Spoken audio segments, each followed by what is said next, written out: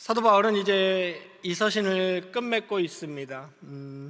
지난 시간에 우리가 15절까지 살펴보았고 16절을 잠깐 다루다 말았는데요. 사실상 17절과 18절은 보시다시피 끝맺는 인사한 말에 해당합니다. 16절에 보시면 무릇 이 규례를 행하는 자라고 했습니다. 지난 시간에 잠시 말씀드린 대로 이 규례, 여기 규례로 번역된 말은 카논이라는 단어이고 영어로 캐논, 유명한 카메라도 있죠. 네, 그 기준, 척도라는 말입니다. 그러니까 이 규례를 행하는다라는 말은 이 기준으로 살아간다는 말입니다. 어떤 기준을 말하는 것입니까? 방금 앞서 이 직전에 15절에서 말한 새로 지으심을 받는 것, 이 기준을 말하는 겁니다. 앞에서 비교를 하기를 사도 바울은 여전히 인간의 어떤 행위로 하나님 앞에 의롭게 되려고 하고 그렇게 불가능한, 할 수 없는 노력을 하다 보니 당연히 육체의 소욕을 계속 쫓을 수밖에 없다. 그러나 너희는 새로 지으심을 받는, 그러니까 성령에 이끌리는 삶을 따라서 살아가라 라고 이야기를 합니다. 새로 지으심을 받았다는 게 여러분 잘 아시듯이 사도 바울이 앞에서도 표현한 것처럼 새로 지으심을 받는 것, 그러니까 신학적으로 얘기를 하자면 제가 저지난주 설교 시간에도 상세히 설명을 드렸죠. 도덕적이나 윤리적으로나 혹은 종교적으로 개선이 된다는 말이 아닙니다. 이 말이 잘못됐다는 말이 아니에요. 도덕적으로, 윤리적으로, 그리고 신앙적으로 개선이 되는 것은 필요합니다. 좋은 거예요. 우리가 노력해야 되고. 그런데 성경이 새로운 피조물이다, 거듭났다, 여기 15절처럼 새로 지으심을 받는다라고 강조하는 것은 새로운 생명, 아예 새로운 신분 정체성이 주어졌다는 말입니다. 이건 영에 관한 일이죠. 그래서 이 기준대로 살아가는 게 중요하다라고 이야기하고 있는 겁니다. 그러면 이 새로 지으심을 받았다는, 새로운 피조물로 살아간다는 것의 핵심은 무엇입니까? 가치관이죠. 성경에서 말하는 성경적 이제 가치관을 가지고 살아가는 것이 중요하다라는 뜻이고, 오늘 6장에서는 사도 바울이 강조하고 있는 것이 무엇인가요? 앞에 5장에서부터 계속 이렇게 빌드업을 해가면서 강조하고 있는 것이 무엇이었습니까? 다시 정리를 해보겠습니다. 육체의 소욕을 버리고 성령을 따라 살라고 얘기했습니다. 육체의 소욕을 버린다는 것은 이 땅의 욕심, 그리고 자기의 입신양명, 자기의 유익, 이 땅에서의 웰빙, 그리고 자신의 개인의 영달만을 쫓는 겁니다. 그런 육체의 소욕을 따라 사는 것을 버리라 그랬습니다. 이 말을 다른 말로 하면은 예수님, 하나님의 영광, 목적으로서의 예수, 이제 사도 바울이 지금 얘기하는 것처럼 그리스도와 함께 십자가에 못 박힌 내 안에 예수가 사는 것, 여기에는 그다지 관심이 없는 거죠. 여전히 육체의 소욕을 따라 사는 겁니다. 지난 시간에 잠깐 말씀을 드렸듯이 여전히 이 갈라디아 교회에 침투해온 유대주의자들처럼 실용성의 차원에서만 예수, 하나님, 복음을 바라보고 있는 거죠. 나의 신변에 관한 것, 내 가족에 관한 것이 어떻게 잘 풀릴 것인가, 이 문제가 어떻게 잘 해결될 것인가, 앞으로 나의 미래가 어떻게 더 나아질 것인가, 여기에만 예수, 기독교, 신앙, 하나님, 성경, 복음, 이런 것이 자기 인생의 실용적 차원에만 다 맞춰져 있는 거예요. 이것은 그냥 단적으로 말씀드리면 매우 바람직하지 못합니다. 그거는 오늘 사도 바울의 표현으로 쓰자면 육체의 소욕을 따라 여전히 사는 거예요. 사도 바울이 지금 갈라디아에서 얘기하는 것은 반대로 사는 것입니다. 이제부터 그리스도와 함께 내가 십자가에서 나의 옛 육체의 소욕은 못 박혀 죽고 이제 내 안에 예수가 산다. 사도 바울이 얘기했던 것처럼 내가 예수를 위해서 사는 겁니다. 내가 하나님, 성경, 교회를 위해서 내 삶이 존재하는 겁니다. 내가 자녀 농사를 잘 짓기를 바라고 노력하죠. 좋은 것이에요. 내 사업이 잘 풀리고 번창하기를 바랍니다. 꼭 필요한 것입니다. 그리고 내가 건강을 유지하고 싶어 합니다. 아주 좋은 것이죠. 그 모든 것들이 어디에 초점이 맞춰져 있어야 됩니까? 오직 예수, 오직 예수. 여기 새로 지으심을 받은 것, 예수 안에서 거듭난 나, 이제 예수 안에서 새 생명을 받은 내가 새로운 피조물로서 이 땅을 어떻게 살아갈 것인가, 새로운 피조물로서 예수를 위해 나는 어떻게 살고 있는가, 내가 오늘 하루도 하나님과 성경과 교회를 중심으로 예수 안에서 예수를 위해 살았는가, 나는 주님의 심판대 앞에 서는 그날까지 이 땅을 살아가면서 그렇게 살아갈 것인가, 거기에 초점이 맞춰져 있는 겁니다. 그것이 새로 지으심을 받는 겁니다. 그래서 사도 바울이 굉장히 구체적으로 표현을 했어요. 육체의 소욕을 버리고 성령의 열매를 맺으라. 그리고 자유함을 가지고 이제 죄의 종로로 타지 말고 서로 사랑으로서 종로로 타라. 이제 그리스도와 함께 내가 십자가에 못 박히고 오직 예수로 내가 다시 산다. 그렇게 얘기를 한 겁니다. 그 새로 지으심을 받는 것만이 중요하다. 내적 변화, 성령을 쫓음. 제가 다시 정리하겠습니다. 내적 변화, 성령을 쫓음. 이것이 중요하다는 것입니다. 할례나 무할례가 아무것도 아니라고 표현한 것은 그 자체로서는 아무 의미가 없다는 말이죠. 즉 외적인 종교적인 그러한 형식이나 외적인 행위 그 자체로는 의미가 없다는 말입니다. 15절에 할례나 무할례가 아무것도 아니로되 오직 새로 지으심을 받는 것만이 중요하니라.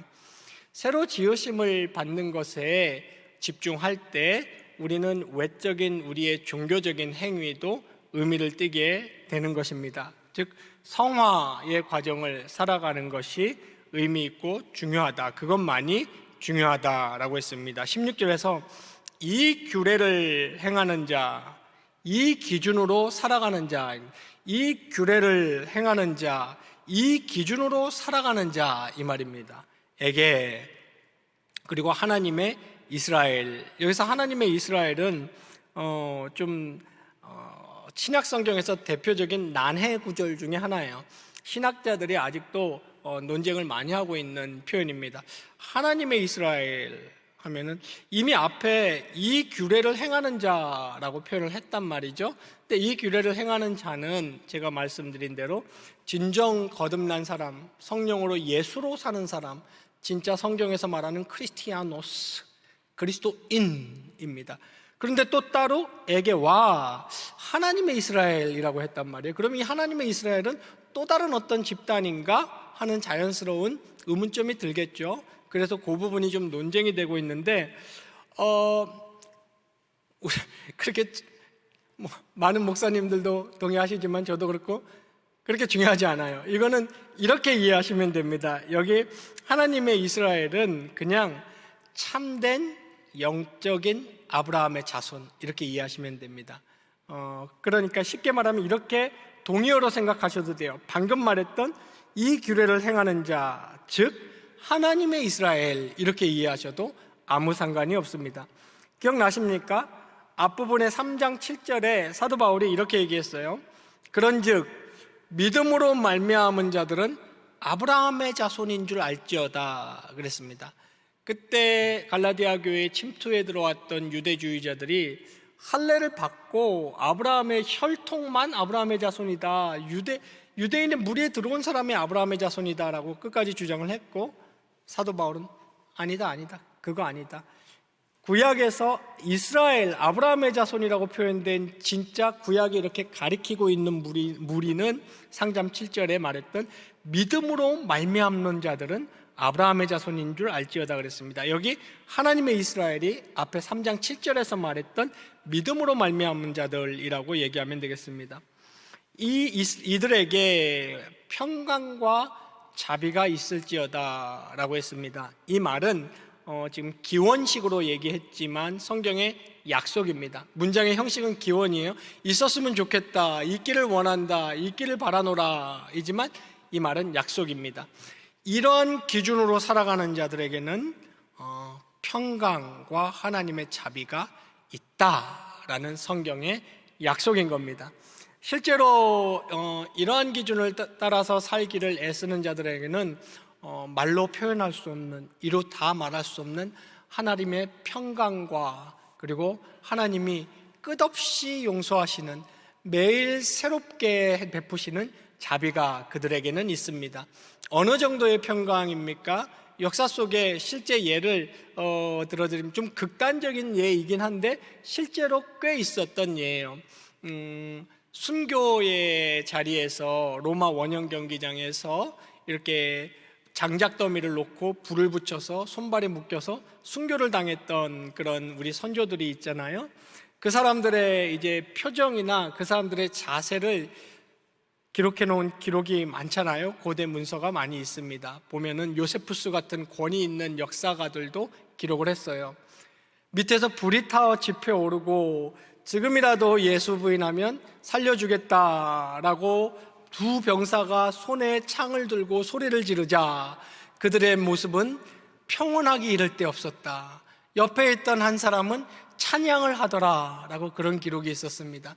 그러니까 그 하나님의 평강이 얼마나 위대하고 우리의 삶을 지배할 수 있는 것이냐면은 그러한 밑에서 불이 타올라오는 순교의 자리에서도 천사 같은 얼굴에 평강을 유지하고 그리고 찬양을 부를 수 있는 그러한 초월적인 평강이 주어지는 것입니다. 물론 우리가 속해 있는 삶도 굉장히 어렵죠. 그러나 이러한 기준으로 사는 자에게는 하나님의 평강과 매일 주시는 자비가 있다라고 성경은 약속합니다. 17절과 18절에 각각 이제 맺은 말을 맺기를, 이후로는 누구든지 나를 괴롭게 하지 말라, 내가 내 몸에 예수의 흔적을 지니고 있노라 라고 했습니다.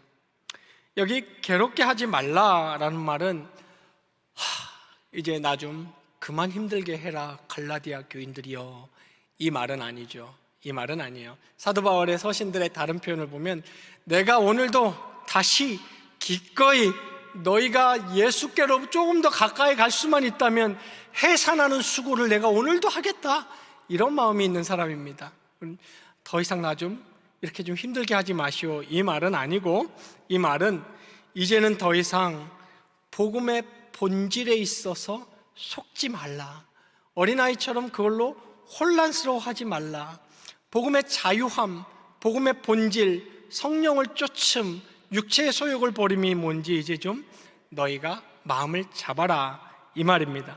그러면서 갑자기 꺼낸 말이 스티그마, 내 몸에 표식.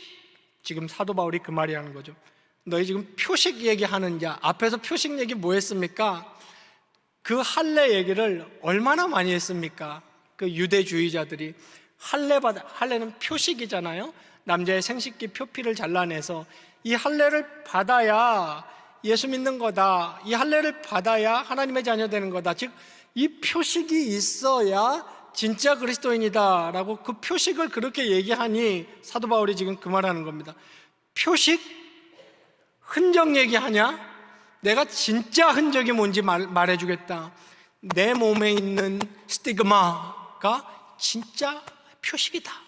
이건 무슨 말을 하는 겁니까?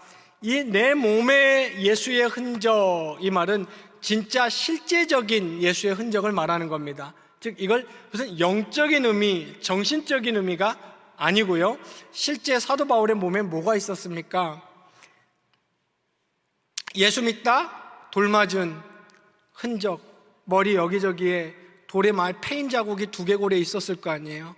그리고 기록에 보면 내가 사형에 처한 줄 알았다 싶을 정도로 채찍과 몽둥이에 맞았다 그랬어요. 몸에 채찍 자국들이 있을 거 아닙니까?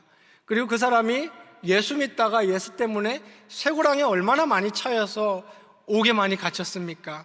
그런 자국들이 몸에 있을 거라고요. 돌에 패인 자국, 채찍에 맞은 자국, 쇠고랑에 묶인 자국, 그리고 또 그런 처지에 있었으니 얼마나 몸에 이런 건강상의 후유증들이 많았겠어요. 사도 바울이 지금 그 얘기하는 겁니다. 흔적 얘기하냐? 참, 진짜 내가 흔적이 뭔지 말해줄까? 내 몸에 예수의 흔적이 있다. 표식은 그런 할례가 아니라 내 몸에 있는 이 흔적이 진짜 예수의 흔적이다. 이 사람들아! 라고 지금 사도 바울이 얘기하고 있는 것이죠. 그 얘기입니다. 내 몸에 예수의 흔적을 지니고 있노라. 나야말로 그런 할례 같은 거칠의 형식, 외형의 행위가 아니라 나야말로 스티그마, 예수의 흔적을 지니고 있다라고 지금 말하고 있는 겁니다.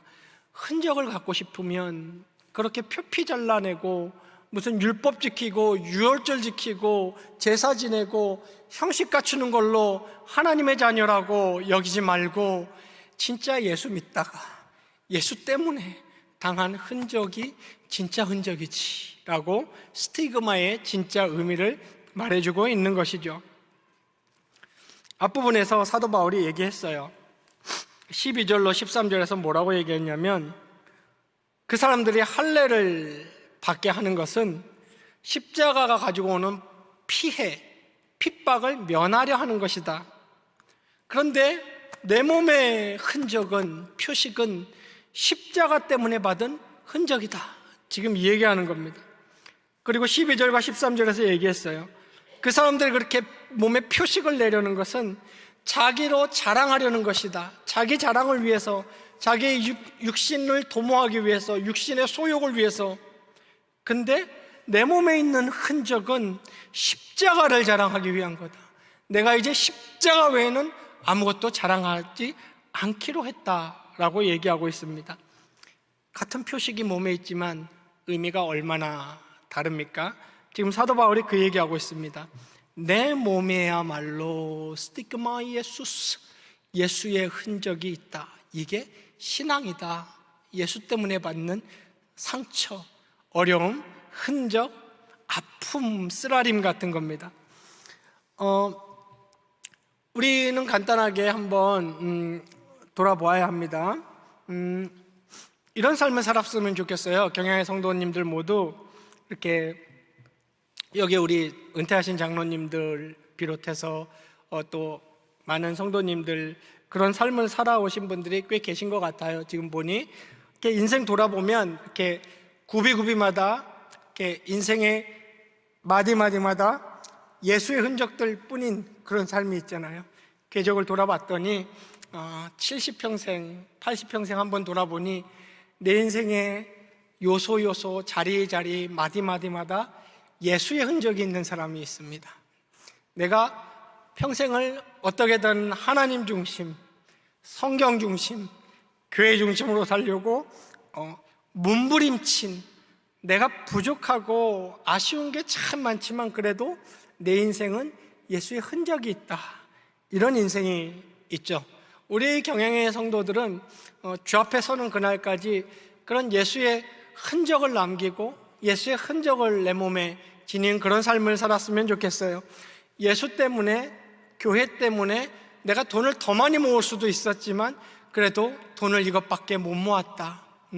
내가 더 많은 시간과 내 인생을 다른 데에 쓸 수도 있었지만 그래도 내 시간과 내 인생을 교회에 바쳤다 하는 예수의 흔적들이 있습니다. 그리고 내 마음에 남아있는 예수 믿느라고 당했던 핍박, 억울함, 고초 같은 것들이 흔적으로 남아있는 인생들이 있습니다.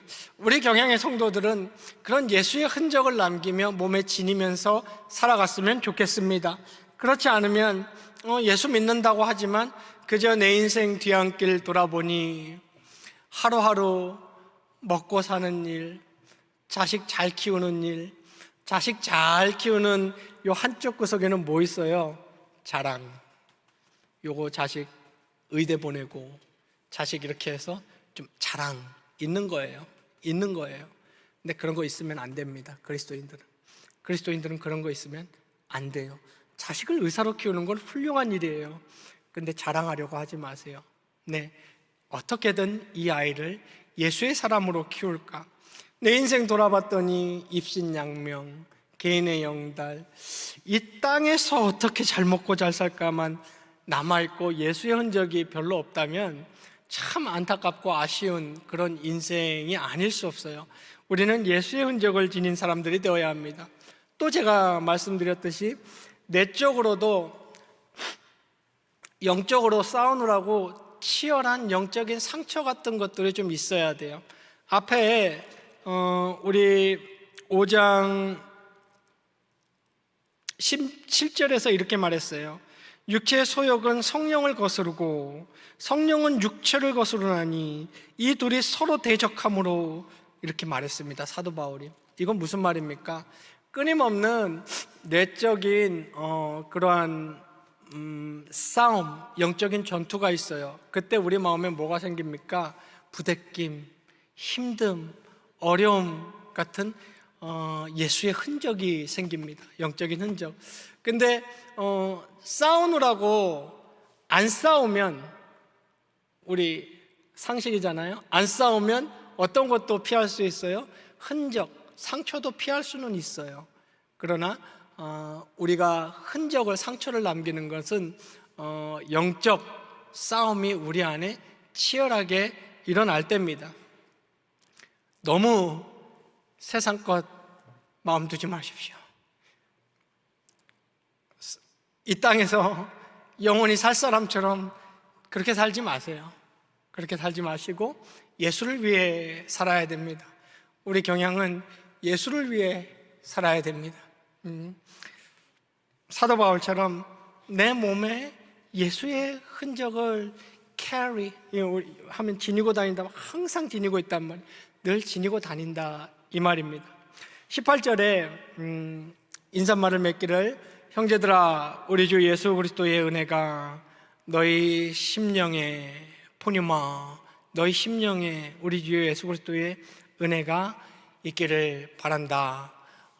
이 말은 사도 바울이 모든 서신 맺은 말에 하는 은혜의 기원입니다. 사도 바울은 결국 그렇게 격한 표현들을 갈라디아서 서신에서 많이 썼지만 맺은 말은 은혜로 끝맺고 맺고 있습니다.